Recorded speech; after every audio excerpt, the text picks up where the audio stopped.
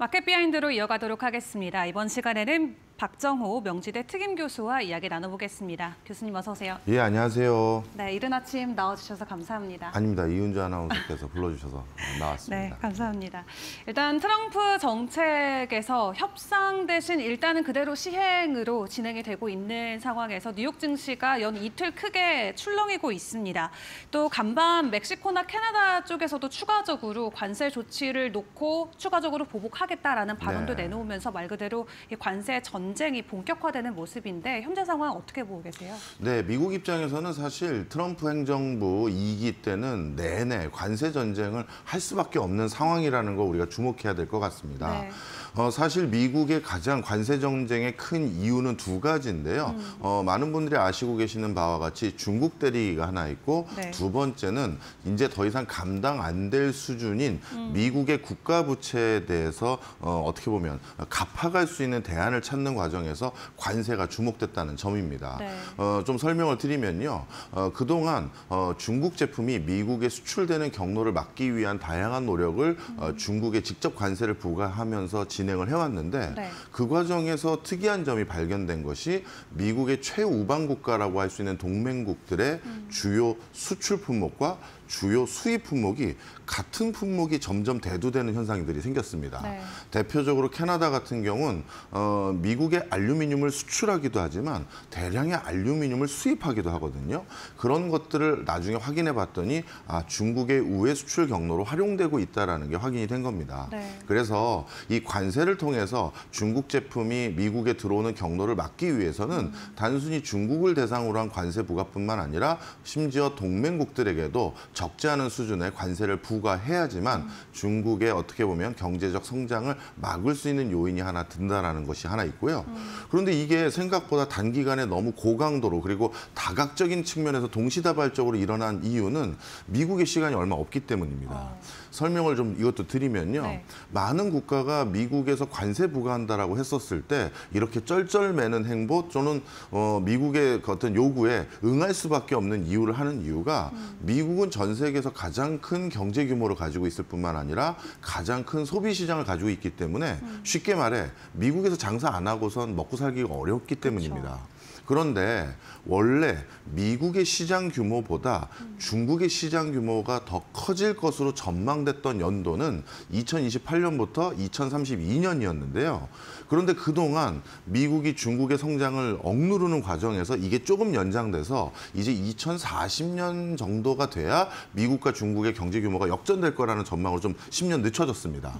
그런데 만약에 중국의 경제 규모가 미국보다 커지면 어떻게 될까요?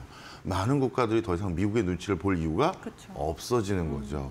그렇다면 미국이 관세를 부과한다라고 했었을 때 아무도 거기에 적극적으로 부응해 주려는 조치를 안 할 겁니다. 따라서 지금 이 관세 부과는 동맹국들과의 불협화음을 감내를 하기 위한 어떤 고충들도 있겠지만 중국의 성장을 더 빨리 막지 않고서는 나중에는 카드 자체가 없어진다라는 인식이 하나 있고요. 그다음 두 번째입니다. 미국의 국가 부채가 생각보다 심각합니다. 뭐 전망치에 따라서 좀 차이가 있습니다만 2034년 정도가 되면요. 미국의 국가 부채로 인한 이자만 해도 미국의 세수원으로 갚을 수 없는 지경까지 올라간다는 전망도 있고요. 2034년이 되면 미국 연방 정부의 적자 중에 75% 가까이가 바로 미국의 부채에 대한 이자 감내 항목이 들어갈 것이다라고 할 정도로 지금 이 추세를 어떻게든 바꿔야 되는 상황입니다. 그런데 그러면 빚을 점점 더 갚아가야지만 이자 비용도 줄어들고 부채 규모가 잦아질 거잖아요. 그런데 그렇게 하기 위해서는 어디서 세수원을 더 확보해야 되는데 미국은 전통적으로 국민 부담률을 25% 선에서 엄정 관리하고 있었습니다. 다른 OECD 국가들은 한 35% 좀 안 되는 선인데요. 그런 35% 선까지 국민 부담률이 높여졌던 대표적인 유럽의 OECD 국가들 같은 경우는 국민들이 소비여력이 너무 줄어들어 버린 거예요. 공과금 내고 4대 보험 내고 났더니 더 이상 쓸 돈도 없는 거죠.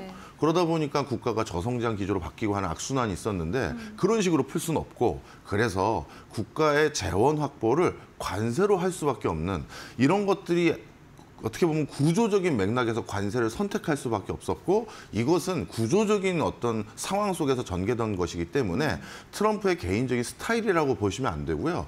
트럼프 2기 내내 네. 관세를 가지고 옥신각신은 계속된다. 저는 그렇게 보고 있습니다. 네, 중국을 견제하기 위한 하나의 카드 그리고 내부적으로 가지고 있는 이 부채에 대한 부담 비중을 줄이기 위해서 관세라는 조치를 꺼내 들었다 설명을 주셨습니다.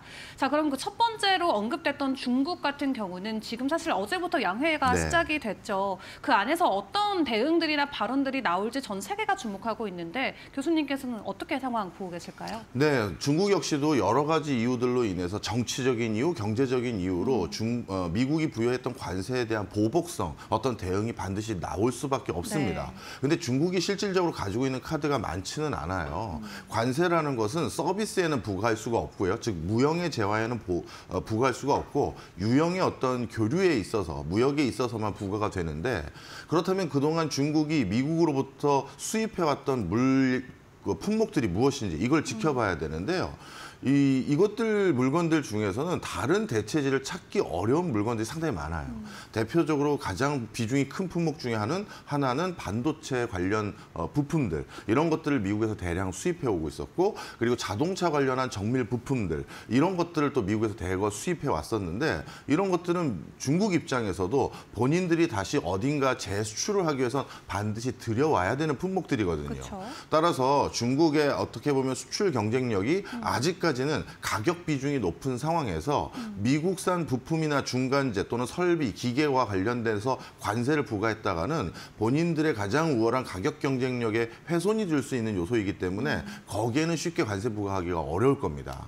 그러면 중국이 관세 부과할 수 있는 남은 품목들이 뭐냐라고 했었을 때 곡물류하고요. 그다음에 석유류와 같은 에너지류 정도가 남아 있는데요. 네. 이런 것들은 사실 미국 입장에서도 그렇게 뼈아픈 품목은 아닙니다. 곡물 같은 경우는 중국이 관세를 부과해서 미국 내의 그 농가에 약간 위축을 야기할 수 있다고 했었을 때 네. 여타 국가들에게도 곡물은 어떻게 보면 떠넘길 수가 있는 품목이거든요. 그렇기 때문에 중국이 이번 양회에서 내놓는 카드라는 것이 실질적으로 미국을 괴롭히기에는 좀 역부족인 부분은 일부 있을 겁니다. 그렇군요. 자, 이렇게 여러 가지 좀 관세 정책을 놓고 각국마다 좀 대응 방식들이 다르기도 하고 일단은 양회가 진행되고 있는 만큼 중국 쪽에 시선이 쏠리고 있는 상황인데 그에 대한 부분들 먼저 짚어주셨고요.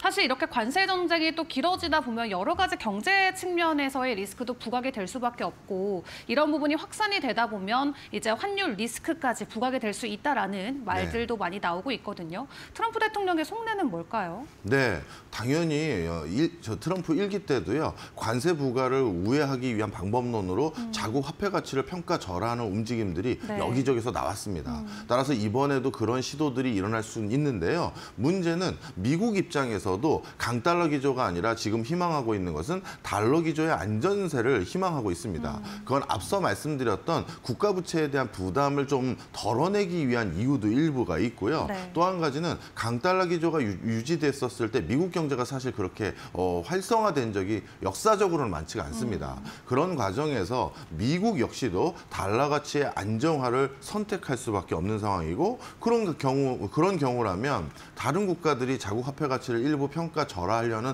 노력을 한다 하더라도 그 효과마저도 일부 상쇄될 수가 있겠죠. 네. 그래서 환율 전쟁은 어느 정도 일어날 수는 있습니다만 트럼프 1기보다는 그 정도와 파급 효과는 좀 약할 것으로 저는 그렇게 전망하고 있습니다. 네, 일기보다는 더 안정화되는 모습을 보여줄 수 있다 설명을 주셨고요. 다만 증시 안에서의 불확실성과 변동성은 역대급으로 좀 규모가 커지고 있는 것 네. 같아요. 최근에 M7 관련주들도 급락세를 계속 이어가면서 대표적인 트럼프 수혜주로 불렸던 테슬라 같은 경우는 네. 취임 전 가격까지 돌아오는 그 정도의 변동성을 보여주고 있는데 이대로 하락장으로 완전히 좀 전환이 되는 것일지 좀 일시적인 현상일지 교수님은 어떻게 보세요? 저는 하락이라고 표현하지는 않습니다. 좀 설명을 드리겠습니다. 네. 우리가 쉽게 얘기해서 지금 미국 증시를 주도해왔던 대표적인 회사들 하면 빅테크 기업들의 종목들이 미국의 나스닥을 견인해 왔었고요. 네. 따라서 미국 나스닥의 종합주가지수가 이렇게 상승 기조를 유지했던 것은 빅테크와 관련된 회사들, 빅테크 이 회사들이 주가를 견인해 왔던 것이지 전통적인 섹터들의 산업 있는 회사들의 주가는 그렇게 큰 움직임은 없었거든요. 그런데 이들 회사들의 주가가 요즘 주춤한 것은 어찌 보면 시중에 유통되고 있는 유동성의 전체 양이 네. 일부 다른 데 분산될 수밖에 없는 상황이 올해부터 본격적으로 전개됐습니다. 그게 바로 뭐냐면 피지컬 AI라고 불리우는 바로 로봇입니다. 사실 우리가 AI 관련 회사들이 어떤 회사들이 있고 그 회사들이 무엇을 지향하는지는 이미 많은 경우를 통해서 우리가 확인을 했지만 네. 그 과정에서 하나 의구심이 있는 게 비즈니스 모델이었어요. 도대체 챗 GPT를 그 개발 육성하고 있는 오픈 AI는 어떤 비즈니스 모델로 이걸 수익화할 것이냐 여기에 대해서 또는 다른 회사들도 마찬가지고요. 네. 아직도 명명백백하게 우리에게 보여준 것은 없습니다.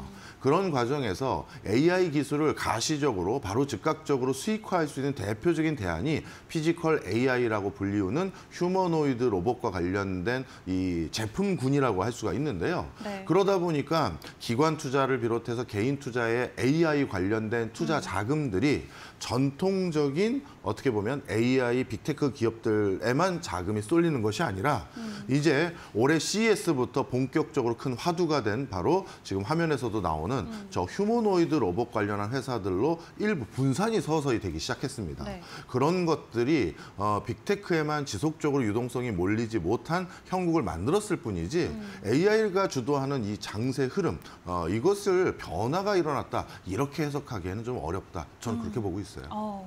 자, 그렇다면은 사실 트럼프 취임 이후에 우리가 좀 기대했던 부분 중에 약간 중소형주들이 뜨지 않을까 하는 기대감도 있었잖아요. 네. 어쨌든 자국 기업에 대한 그런 세금 부담을 줄여주는 차원의 조치도 있을 거다 보니까. 근데 사실 중소형주 위주의 러셀 지수 같은 경우는 올 들어서 계속해서 두 자릿수 이상의 지수단에서의 하락을 보여주고 있는데 또 월가에서도 올해 1분기 전반적인 기업들의 실적 자체도 가이던스가 부진할 것이다라고 전망을 하고 있고요. 여러 가지 AI나 로봇에 대한 성장 모멘텀은 있지만 기업단 안에서의 성장 부진은 어떻게 보실까요? 네, 기업단 같은 경우는 지금 어떻게 보면 산업의 패러다임이 AI와 로봇과 그 밖에 여러 가지 이걸 기반으로 한 자율주행 등등등으로 바뀌어가는 과정에서 네. 산업 재편의 큰 그림, 즉 그 뭐라 할까요? 희비가 아직 드러나지 않았기 때문에 지금 중소형주들이 네. 뭔가 뭐랄까요? 호재들을 못 만났다 이렇게 보시는 게 좋을 것 같아요. 좀 설명을 드리면 많은 중소형 주들 같은 경우는 어떤 특정 앵커 기업이 무엇을 하겠다라고 명확한 방향 설정이 되어야지만 거기에 협력사로 납품을 하거나 거기에 밴드사로 들어갔었을 때 어떤 가시적인 파급 효과로 인해서 네. 모멘텀을 얻게 됩니다. 이런 스토리들이 우리가 투자의 호재로 작용하거든요. 그런데 아직까지 빅테크 기업들이 이런 원천 기술들을 바탕으로 정확히 무엇을 하겠습니다. 우리들의 스펙은 뭐니까 거기에 맞춰줄 수 있는 어느 협력사가 결정됐습니다. 아직 여기까지 일어나지 못한 거죠. 그러다 보니까 중소형주들은 아직까지 뭔가 다음 시즌을 대비할 수 있는 호재들을 직접적으로 계약서에 사인을 안 했기 때문에 모멘텀이 좀 약하다. 이렇게 좀 판단하고 있습니다. 네, 아직까지 조금 더 시간이 필요하다 설명을 주셨고요. 그리고 또 뉴욕 증시가 흔들리고 있는 한 축에 또 드는 원인 중에 하나가 네. 경제 지표들이 될 것 같아요. 사실 약간은 엇갈리는 좀 모습들이 많이 나오고 있는데 최근에 뉴욕 증시에 또 하락을 가했던 게 제조업 지표였잖아요. 네. 사실 뉴욕의 이 미국 전체 경제만 놓고 봤을 때 제조업이 차지하는 비중이 그렇게 크지 않음에도 불구하고 시장이 이렇게 예민하게 반응하는 데는 어떤 이유들이 있을까요? 네, 가장 큰 이유 중에 하나는 트럼프 행정부 2기 때 지향하는 바가 제조업 활성화에 있었기 때문이다. 이렇게 보시면 좋겠습니다. 트럼프는 제조업을 활성화하기 위한 가장 큰 촉매제로 화석연료를 기반으로 한 인더스트리를 다시 부흥시키려는 행보를 하고 있거든요. 네. 그 과정에서 쉐일을 비롯한 전통적인 정유사에게 석유 생산과 가스 생산을 풀리 가동해줬으면 좋겠다라는 시그널을 주고 있었고요. 뿐만 아니라 많은 나라로부터 직접적으로 물건이 생산된 완성품이 미국에 들어오는 경로를 막아서 미국 내에 있는 제조업들이 그 수혜를 통해서 직접적인 발주 주문 아니면 생산 캐파가 늘어나는 현상들이 바로 목격될 거라고 생각을 했는데 네. 그러한 속도도 좀 지지부진한 면들이 있는 거죠. 따라서 이 제조가 미국 내에서 활성화되는 부분에는 나름대로의 시간차가 좀 걸릴 것이다라고 인식을 하고 있는 상황인 것으로 보여집니다.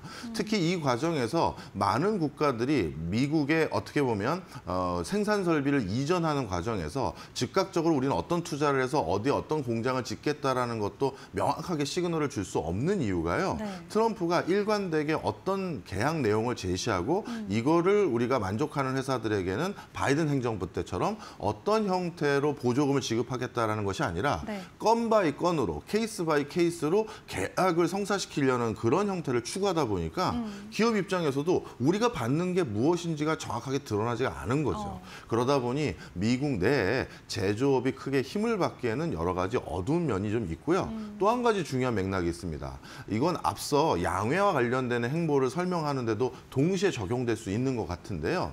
미국과 중국의 지금 어떻게 보면 패권 경쟁 속에서 패권에서 중요한 교두보를 마련하는 가장 중요한 요소는 미래 신사업을 누가 거머쥐느냐 하는 네. 부분입니다. 그런데 이 미래 신산업에 대해서 많은 일반 소비자들이 미국 내에 있는 소비자도 마찬가지고 중국 내에 있는 소비자도 마찬가지인데요. 만약에 미중 패권 전쟁에서 우리나라가 이긴다 한들 이 승리는 누굴 위한 건가라는 의구심을 지금 점점 많이 갖고 있습니다. 대표적으로 중국도 마찬가지고 미국도 마찬가지인데요. 중국 같은 경우는 바이두가 올해 중국의 65개 도시에서 로보택시를 운영하겠다라고 지금 거의 발표를 해놓은 상태예요. 네. 미국에서도 이제 일론 머스크가 정부 효율부를 중심으로 해서 정부 업무 서비스에 AI를 적극 도입하고 로봇 같은 것들을 더 적극 활용할 가능성이 높아지거든요. 네. 그러면 일반 서민들 입장으로 또는 일반인들 입장으로는 이거 곧 내 직장이 사라질 수 있겠다라는 위기의식을 점점 더 많이 갖게 되는 거예요. 그래서 이런 양쪽 국가의 첨단 산업에 대한 뭐 어떻게 보면 선의의 또는 악의적인 경쟁 속에서 네. 자신의 미래 소득에 대한 기대감이 많이 줄어들게 됐고 그런 것들이 소비 여력으로 이어지지 않게 만들다 보니까 제조업이 또 부진되는 이런 맥락까지도 지금 이어지고 있는 상황입니다. 네. 트럼프 정권에 들어서면서 제조업이 더 부각될 수밖에 없는 상황이기 때문에 또 시장에 의미하는 바가 클 수가 있고 제조업이 또 부진한 이유까지 설명을 주셨습니다. 언급 주셨던 것처럼 소비 심리는 계속해서 좀 위축되고 있는 것들을 저희가 지표를 통해서 보고 있고 네. 그런 가운데 기대 인플레이션은 계속해서 올라가고 있잖아요. 그렇다 보니까 현재 경제 상황 안에서는 또 S의 공포, 스태그플레이션 아니냐 하는 우려감도 나오는데 교수님도 그렇게 판단하실까요? 아직까지는 뭐 스태그플레이션을 우리가 우려할 만큼의 확실한 시그널은 없지만 충분히 시장에서 많은 참여 경제 주체들이 네. 그런 우려 속에서 지금 소비라든가 투자가 조금 줄어들고 있는 것은 분명한 사실인 것 같습니다. 네, 그렇습니다. 자, 그렇다면 이렇게 정말 한 치 앞을 내다볼 수 없는 이 증시 상황을 저희가 겪고 있는데 그런 가운데 최근 국내 투자자들의 움직임을 놓고 확인을 해보면 지금 다시 한번 미국 증시가 아닌 이 중국 증시로 다시 국내 개미들이 돌아가고 있다라는 헤드라인들이 많이 나오고 있더라고요. 아무래도 양회를 통해서 나올 수 있는 부양책에 대한 기대감이 또 투심에도 반영되는 게 아닐까 싶은데 최근 M7 종목들이 이렇게 부진한 가운데 다시 중국 기준의 이 빅테크 기업들이 뜨고 있잖아요. 네. 이러한 움직임이 좀 장기화가 될 수 있을까요? 예, 저는 그렇게 보입니다. 어찌 보면 우리가 상상할 수 없었던 화면을 얼마 전에 중국에서 공개해서 본 적이 있는데 네. 시진핑 주석이 중국계 빅테크 기업의 여러 CEO들과 직접 대면하면서 격려하는 모습을 본 네. 적이 있습니다. 그중에서 대표적으로 시진핑과 어떻게 보면 소원한 관계가 돼버렸던 마윈하고도 직접 웃으면서 인사하는 모습들을 본 적이 있는데요. 네. 이것은 중국의 정책 기조가 빅테크에 대해서 다시 우호적인 기조로 바뀌었다. 이렇게 우리가 전망할 수 있는 충분한 시그널이라고 볼 수가 있습니다.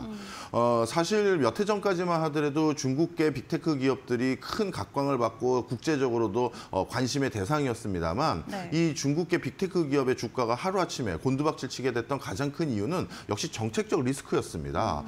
빅테크 기업들의 초과 이익에 대해서 많은 부분 국가뿐만 아니라 기부로 사회에 환원하라는 요구를 받게 네. 됐었고요. 그리고 뭔가 데이터를 기반으로 한 신규 사업을 하는 데 있어서도 여러 제약들이 많았고 중국계 빅테크 기업의 경영진 또는 경영적인 의사결정에 공산당에서 직접 파견한 사람들이 관여할 정도로 어떻게 보면 투자자들 입장에선 정상적인 경제활동, 경영 활동이 어려운 거 아니냐라는 우려까지도 네. 가질 수 있는 만한 행보들이 많았는데요. 그런데 그런 것을 최근에 시진핑 주석이 직접 해소해줬다라고 해도 과언이 아닌 것 같습니다. 따라서 이번 양회에서 이런 중국계 빅테크 기업들이 제2의 딥시크와 같은 네. 또 다른 성과들을 낼 수 있는 여러 토양들을 많이 발표할 것으로 저는 점치고 있습니다. 네, 그렇다면 이번 양회에서 경기 부양책 중 어떤 부분들까지 언급이 될 거라고 예상하실까요? 네, 일단 가장 직접적으로 가장 많은 부분이 포함될 것으로 보여지는 건 증시 부양과 관련된 내용으로 봅니다. 네. 중국 입장에선 수출을 해서 모멘텀을 찾기도 어려운 상황이고요. 그다음에 투자 역시도 크게 위축된 상황입니다. 그런 상황에서 중국의 경제 성장률을 제고할 수 있는 남은 방법은 내수 소비를 늘리는 방법인데요. 네. 그런데 부동산을 통해서 내수 소비를 늘리기에는 부동산이라는 자산의 특성상 나름대로 시차가 좀 걸립니다. 그렇죠. 그런데 바로 즉각적으로 개인의 부채를 줄이거나 아니면 추가적인 소득을 늘릴 수 있는 대안들 중에 하나는 네. 바로 증시 부양이거든요. 따라서 이번 양회에서는 증시에 대규모 호재가 될 수 있는 것들을 네. 많이 포함시켜 줄 것으로 저는 그렇게 보고 있고요. 그 증시 호재가 생기기 위해서는 어쩔 수 없이 많은 기업들의 뭔가 시드머니를 각 지방 정부에서 제공해 줘야 되는데 그걸 하기 위해서는 특별 국채 등을 통해서 중앙 정부뿐만 아니라 지방 정부가 많은 기업들 중에서 B2G 비즈니스를 하는 기업들에게 뭔가 성과를 낼 수 있는 시드를 더 제공할 수 있는 여지도 이번에 포함될 것으로 보여집니다. 하지만 문제는 역시 중국이 이런 양회에서 발표된 내용만으로 네. 내수 경제가 진짜 살아나기는 아직까지는 좀 어려운 상황입니다. 그런 부분에 대해서 양회에서 발표된 내용으로 진짜 근본적으로 중국 경제가 살아날 것으로 저는 그렇게까지는 생각하지는 않습니다. 네, 증시 부양이 즉각적으로도 경제에 영향을 줄 수 있는 만큼 해당 부분에 대한 내용이 언급될 수 있다 설명을 주셨고, 자 그렇다면 마지막으로 짧게 한국 시장에 대한 코멘트도 들어봐야 될 것 같습니다. 지금 내수 부진이 계속해서 이어지고 있는 가운데 앞으로 우리나라 경제 상황은 어떻게 전망하실까요? 네, 한국 경제 성장률의 가장 큰 발목을 잡는 요소를 산업 항목별로 보면 네. 참 건설 투자 부분입니다. 너무 주춤하고요. 마이너스 폭이 점점 커지고 있고 네. 시장의 불확실성이 더 높아지고 있습니다. 근데 정부 입장에선 부동산이 자꾸 뭐라 할까요? 부풀려지는 거에 대한 부담감도 큰 상황에서 그렇죠. 건설 경기를 부양하기도 어렵고 그래서 지금 이러지도 못하고 저러지도 못한 그런 상황 때문에 네. 우리 경제에 더 발목을 잡고 있는 상황인데 이런 것들은 내부적인 우리나라 내부적인 정치적 리스크가 빨리 해소돼서 네. 뭔가 조금 적절한 대안이 좀 필요해 보이는 형국이다. 저는 그렇게 보고 있습니다. 네, 건설 부진과 관련해서는 또 정책 안에서의 움직임도 꼭 필요하다라고 말씀 주셨습니다. 지금까지 박정호 교수와 함께했습니다. 수고하셨습니다. 고맙습니다.